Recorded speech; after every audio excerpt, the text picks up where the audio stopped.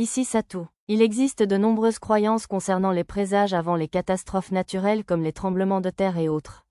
Quand les oiseaux et les petits animaux se mettent à faire du bruit dans les animes et les mangas, par exemple, on sait que quelque chose de grave est sur le point de se produire. Tama avait eu un comportement étrange toute la matinée. Elle n'arrêtait pas d'arpenter les pièces, harcelant les autres filles et se roulant par terre. Elles avaient toutes remarqué son comportement inhabituel. « Qu'est-ce qui t'arrive, Tama ? Je sais pas, j'ai un peu mal au cœur. Tama est bizarre aujourd'hui, monsieur. Je n'aime pas ça, monsieur. Pochi était d'un tempérament particulièrement capricieux, elle aussi. Tama a poussé Mia sur le côté pour qu'elle se roule en boule sur mes genoux. Que se passe-t-il ? Tama était d'habitude si décontractée. Ça ne lui ressemblait pas d'être insistante. Mia avait l'air perplexe, elle aussi. Caresser Tama dans le dos sembla la calmer légèrement, et elle s'endormit bientôt, la grimace toujours présente. Pochi se détendit également, s'enroulant autour de la peluche dirigeable de Nana comme un coussin câlin et se roulant avec. Nana les observait avec envie, souhaitant peut-être que son physique lui permette d'en faire autant. Dites, maître. Arisa se glissa derrière moi et me chuchota à l'oreille. Ils n'ont pas agi comme ça quand nous sommes entrés au château de Muno ? Vraiment ? En y repensant, je me souvenais qu'ils avaient remarqué quelque chose d'étrange au sol, mais ils n'avaient pas perdu leur sang-froid à ce point, autant que je me souvienne. Je suppose qu'ils étaient inquiets dans les deux cas, mais, à bien y penser, Tama avait aussi une intuition particulièrement fine dans le labyrinthe de Serious City. Peut-être avait-il pressenti que quelque chose de sinistre allait se produire aujourd'hui. Je vais me renseigner. Sur ce, j'ouvris ma recherche sur la carte. Ah, encore ces types ? Constatant qu'une nouvelle vague de cultistes avait envahi l'ancienne capitale, je ressentis plus d'irritation que d'inquiétude. Grâce à la carte du territoire que j'avais donnée au duc, plus de 90% d'entre eux avaient été anéantis. Comment en restait-il encore assez pour agir ? J'ai scanné à nouveau tout le territoire pour en être sûr. De toute évidence, ces individus étaient les derniers membres du duché. Ils n'étaient que 8, et leur niveau était assez bas, 25 au maximum, ce qui me doutait qu'ils puissent accomplir grand-chose. Cependant, je n'appréciais pas qu'ils soient actuellement sous terre, juste sous l'arène. Comme le roi était en visite au stade aujourd'hui, tous les nobles de l'ancienne capitale étaient déjà présents. De plus, aujourd'hui se déroulait la finale du tournoi et le match d'exhibition entre Mademoiselle Ringrande et le troisième prince. L'arène était pleine à craquer. Voilà une cible très probable pour une attaque terroriste. S'ils n'avaient qu'une ou deux cornes courtes, ce ne serait pas grave, mais si l'un d'eux en avait une longue, cela pourrait poser un sérieux problème. Nombre des nobles avec lesquels je m'étais lié d'amitié en ville étaient également présents, sans parler de Mademoiselle Karina et de son frère. Impossible de fermer les yeux. Il y a quelque chose de louche ici, murmurai-je. Sérieusement ? S'exclama Arisa, et tous les regards se tournèrent vers nous. Je vais m'en occuper. Je fis glisser Tama de mes genoux sur le canapé et me levai. Maître, permettez-moi de vous accompagner. Maître, permettez-moi de vous accompagner, je vous en prie. Moi aussi, je veux vous aider, monsieur. Lisa, Nana et Pochi me regardèrent avec espoir. Il faut être noble pour entrer, alors je vais devoir y aller seule. Elles étaient probablement d'un niveau suffisamment élevé pour pouvoir les emmener en toute sécurité, mais elles seraient en danger si les ailes de la liberté avaient de longues cornes ou des objets magiques explosifs. C'est pourquoi j'ai inventé une excuse. Vous me montrerez bientôt les résultats de votre entraînement, ne vous inquiétez pas. Pour l'instant, j'aimerais que vous protégiez Lulu pour moi. Tout en essayant de rassurer les filles, j'hésitais entre me déguiser en Satou ou en Nanashi l'héroïne. Miaou, Tama sursauta, les oreilles et la queue dressées, le regard perdu dans les airs. Soudain, une secousse parcourut la vieille capitale. Ce n'était pas un tremblement de terre. Juste la sensation d'une onde magique. Mais une telle puissance était clairement anormale. Qu'est-ce que c'était ? Il y a eu un bang, monsieur. Un signal ? Maître, nous devons nous préparer au combat, je vous rapporte. Environ la moitié de mon groupe avait visiblement vécu la même chose. Tama avait dû se comporter bizarrement plus tôt, car elle l'avait pressenti. Lisa commença à enfiler le nouvel équipement que je lui avais donné. Peu après, Pochi et Nana se changeaient aussi. La vue des courbes de Nana attira mon regard tandis qu'elle se déshabillait sans la moindre hésitation, mais je me forçais à ne pas la fixer. À la place, je demandai à Lulu de placer un paravent devant elle. Change-toi aussi, s'il te plaît, Tama. D'accord. Tama se dégagea de son regard agité par la fenêtre. Pendant ce temps, je continuais à fouiller la carte. Comme je le soupçonnais, l'arène était au cœur de la perturbation. À la recherche de démons, je découvris que plusieurs petites cornes étaient apparues à l'endroit même où j'avais vu le groupe de membres des Ailes de la Liberté rassemblés. Ce n'était manifestement pas une coïncidence si le nombre de cultistes disparus était identique à celui des démons apparus. Que s'est-il passé ? Encore des démons. Oh là là, allez, je devais acquiescer à Arisa. J'en avais assez moi-même. Près de 20 personnes présentes dans l'arène avaient plus de 40 ans, dont mademoiselle Ringrande, le prince et ses chevaliers, ainsi que quelques officiers du duc. Ils s'en sortiraient probablement sans mon aide, mais vu l'étrange ondulation magique qui venait de se produire, mieux valait être préparé. Par mesure de sécurité, j'ai demandé à Lulu, Arisa et Mia d'enfiler le nouvel équipement que je leur avais confectionné récemment. J'ai également donné à chacun des capes ignifuges en aile d'hydre.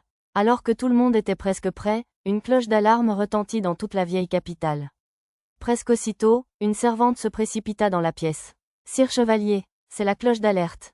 Veuillez me suivre jusqu'à l'abri le plus proche. » Elle expliqua rapidement qu'il y avait des bunkers souterrains sous toutes les demeures nobles de la vieille capitale, permettant l'évacuation en cas d'attaque de démons, de monstres imposants ou d'autres catastrophes. Alors que nous suivions la servante, 3 nouvelles vagues de magie nous submergèrent. Il se tramait vraiment quelque chose. On dirait qu'il y a encore des problèmes. Veuillez tous évacuer vers l'abri devant moi. Je vais faire un repérage. J'ouvris une seconde recherche sur la carte. D'après celle-ci, un autre ennemi était apparu au centre de l'arène. Il s'agissait d'un démon infernal majeur de niveau 71. Il ne possédait pas de compétences uniques comme le seigneur démon, mais il possédait magie d'invocation, magie psychique, magie du feu, et d'autres compétences problématiques. Je ferais mieux de m'occuper de lui rapidement, avant qu'il n'invoque quoi que ce soit. Arisa, oui, si la situation devient vraiment délicate, je te contacterai avec le sort de téléphone. Et si cela arrive, je veux que tu téléportes tout le monde sous terre dans les ruines du labyrinthe immédiatement, d'accord ?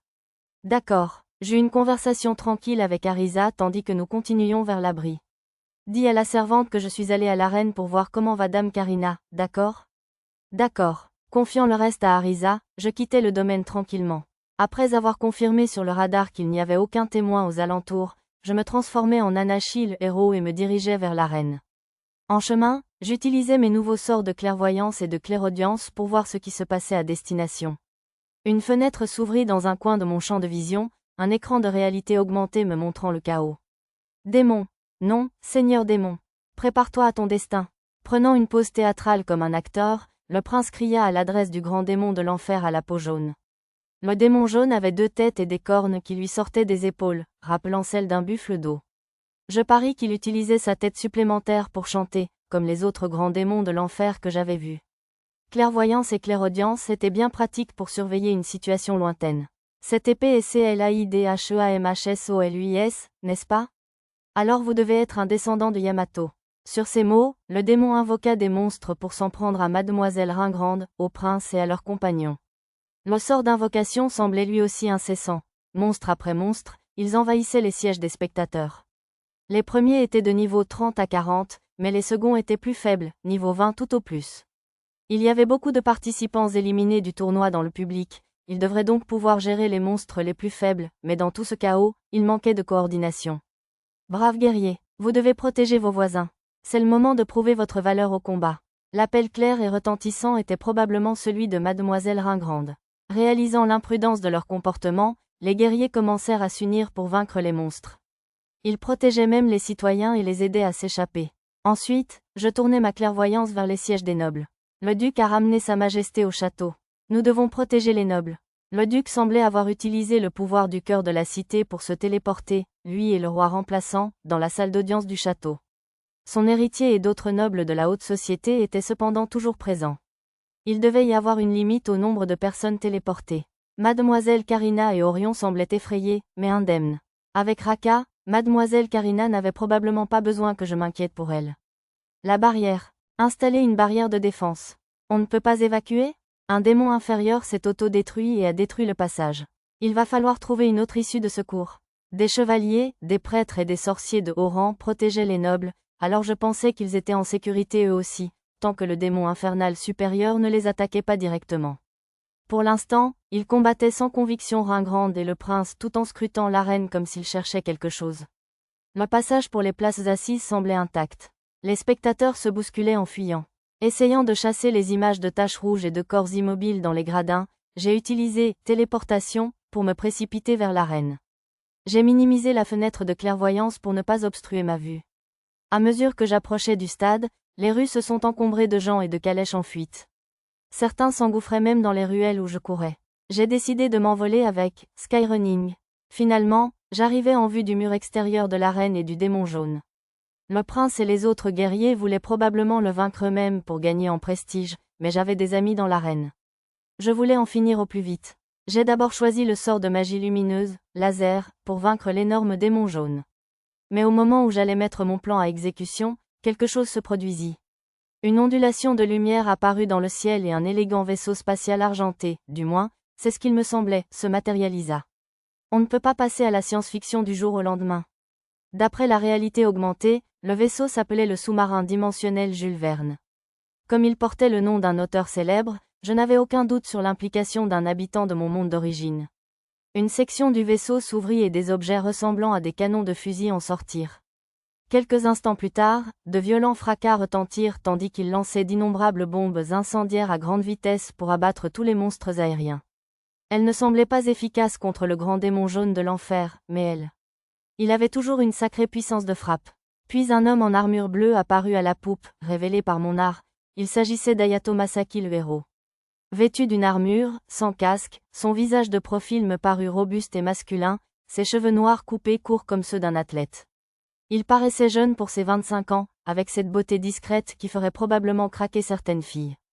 Il était de niveau 69, donc le démon jaune devait être facile à gérer. Regardez-moi, le héros dut utiliser une sorte de provocation en prononçant ces mots, car les monstres en contrebas se tournèrent tous vers lui. Quand je me retournai, un masque masquait ses traits. Hayato le héros, vraiment? Êtes-vous venu préparer à mourir cette fois-ci, alors? Je ne suis plus le même homme. Aujourd'hui, je jure de me venger. J'aurais probablement pu utiliser laser pour vaincre le démon instantanément, mais je me serais senti mal après cette histoire dramatique. Reste en dehors de ça, espèce de chien de l'empire des sagas. Je vais prouver que ton empire n'est pas le seul à pouvoir produire un héros. Ça devait être le prince Charoric. Il ferait mieux de laisser ça aux professionnels. Plus petit que danse, plus grand que, Clédiam celui. Le mot « danse » semblait être un mot magique. L'épée sacrée s'échappa de ses mains pour attaquer le démon jaune. J'imagine donc que le tableau du musée n'était pas une pure fiction, juste une légère exagération. Oh, le démon l'a repoussé. C'est tout ce que tu as, Clédiam celui? Ton épée sacrée pleure, prince. Voici l'un des généraux d'un puissant seigneur démon des temps anciens, le seigneur sanglier doré. C'est un démon du plus haut calibre qui a survécu des siècles. Si tu veux vivre, tu ferais mieux de battre en retraite. Le héros prépara sa propre épée sacrée. Plus petit que chante, plus grand que, Arondite. Dès qu'il prononça le mot-clé « chanter », l'épée sacrée Arondite émit une puissante lumière sacrée. Mes épées sacrées possédaient-elles aussi des mots-clés spéciaux de ce genre? Je ne me souvenais pas avoir vu quoi que ce soit de tel dans leur description. J'ai rapidement vérifié les informations de Durandal, mais c'était impossible. Une fois toute cette histoire réglée, je devrais prendre mon temps et enquêter sérieusement. Pendant que mon esprit vagabondait un peu, les camarades du héros sortirent du vaisseau. Par curiosité, j'utilisais viseur télescopique et amplification pour observer les membres de son groupe. Une belle femme vêtue comme une prêtresse shintoïste, avec une poitrine généreuse et un air doux, jeta un sort de renforcement sur le groupe. Elle avait un grain de beauté sexy sous un œil. Une guerrière aux longues oreilles, visiblement du clan Bok aux longues oreilles, décocha une flèche qui se transforma en 10 flèches sur les monstres qui s'approchaient du héros. Quelle arme fantastique! Les monstres qui échappèrent à ces tirs sautèrent et atterrirent sur le vaisseau, mais cette fois, un combattant agile et une épéiste les ont vaincus en un instant. C'étaient des êtres bestiaux, comme Tama et Pochi. La femme tigresse aux cheveux bouclés et la femme loup au carré court avaient toutes deux de jolis traits, et leurs armures suggéraient qu'elles avaient les proportions qui convenaient. La dernière à émerger était une femme avec un petit bâton, de luxueuses boucles blondes et une poitrine imposante. Elle n'était pas aussi imposante que celle de Mademoiselle Karina, mais elle pouvait sans doute rivaliser avec sa sœur Mademoiselle Soluna. Oceanofpdf.com. Les informations affichées sur l'écran de réalité augmentée de la blonde m'ont surpris. Elle s'appelait Meriest Saga, la 21e princesse de l'Empire Saga. Le mot « princesse » m'a surpris, mais pas autant que « 21e ». Vous devez être un homme occupé, monsieur l'empereur. Quoi qu'il en soit, le groupe du héros était composé de femmes magnifiques et glamour, à tel point que je souhaitais sa mort. Le groupe s'est mis en formation pour affronter le démon jaune. Leur niveau était quasiment identique, je pouvais donc me permettre de les laisser s'occuper de tout. J'ai donc décidé de simplement aider à sauver les gens de l'arène et d'éliminer le menu fretin. Après tout, il y avait un temps et un lieu pour chaque chose. Oceanofpdf.com